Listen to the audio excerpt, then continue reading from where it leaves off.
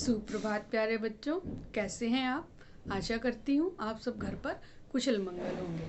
तो आइए आज हम करते हैं हिंदी व्याकरण का पाठ 4 वाक्य। सबसे पहले हम करेंगे वाक्य किसे कहते हैं। वाक्य शब्दों के सार्थक और व्यवस्थित समूह को वाक्य कहा जाता है। शब्दों के सार्थक और व्यवस्थित समूह को वाक्य कहते हैं। क्या होता है सार्थक और क्या होता है व्यवस्थित, देखिए एक उदाहरण से देखते हैं। रोहन दिल्ली जाता है। रोहन दिल्ली जाता है, इसमें ये व्यवस्थित क्या है, इसका व्यवस्थित रूप सबसे पहले मैंने लगाया कर्ता, फिर आया कर्म और फिर आई क्रिया। हिंदी में एक वाक्य के लिए जो हम हिंदी में वाक्य बनाते हैं, सबसे पहले कर्ता का प्रयोग करते हैं।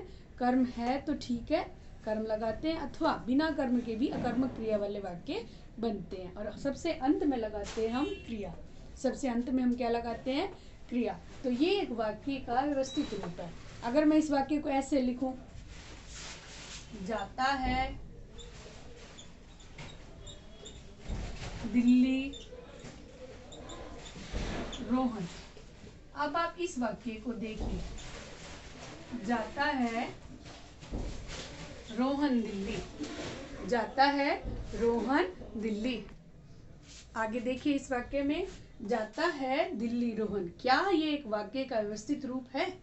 नहीं, ये वाक्य का व्यवस्थित रूप नहीं है, क्योंकि इसमें देखो जाता है क्रिया पहले लगा दी, फिर दिल्ली, फिर कर्ता एंड में लगा दिया, तो ये एक व्यवस्थित रूप नहीं है। अर्थात एक वाक्य में एक तो शब्दों का सार्थक समूह होना चाहिए और दूसरा वो शब्द व्यवस्थित रूप में होने चाहिए, व्यवस्थित समूह में क्रमबद्ध होने चाहिए। अर्थात पहले कर्ता, फिर कर्म और फिर क्रिया होनी चाहिए।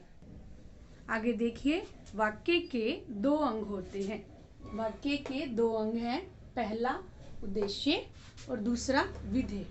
तो हम समझते हैं उद्देश्य किसे कहते हैं और विधेय किसे कहते हैं। आइए इसी उदाहरण को मैं दोबारा देखते हैं। रोहन दिल्ली जाता है। रोहन दिल्ली जाता है। अब आप सबसे पहले यह देखिए कि इस वाक्य में किसके बारे में बात हो रही है। इस वाक्य में किसके बारे में, हम इस वाक्य में बात कर रहे हैं रोहन के बारे में। अर्थात वाक्य में जिसके बारे में बात की जाए, जिसके विषय में बताया जाए या कहा जाए, वे क्या कहलाता है, उद्देश्य। वे क्या कहलाता है, उद्देश्य कहलाता है। ठीक है, और उद्देश्य को हम कर्ता भी कहते हैं। उद्देश्य क्या होता है, कर्ता भी होता है।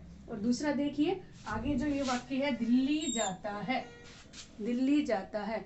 अब देखिए वाक्य में हमने ये तो बता दिया कि रोहन दिल्ली जाता है, अर्थात हमने रोहन के विषय में बताया। अब हम वाक्य किसके बारे में है, रोहन के बारे में।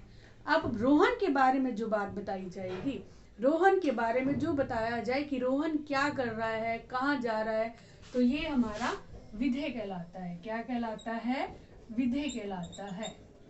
ये क्या कहलाता है, ये विधेय कहलाता है। और विधेय में कर्म और क्रिया का विस्तार होता है। विधेय में क्या होते हैं, कर्म और क्रिया। विधेय में क्या होती है, कर्म और क्रिया। और दूसरी तरफ देखिए उद्देश्य में सिर्फ क्या होता है, कर्ता। उद्देश्य में सिर्फ क्या होता है, कर्ता। तो अर्थात दोबारा से देखिए वाक्य के दो अंग हैं, नंबर एक उद्देश्य और दूसरा विधेय।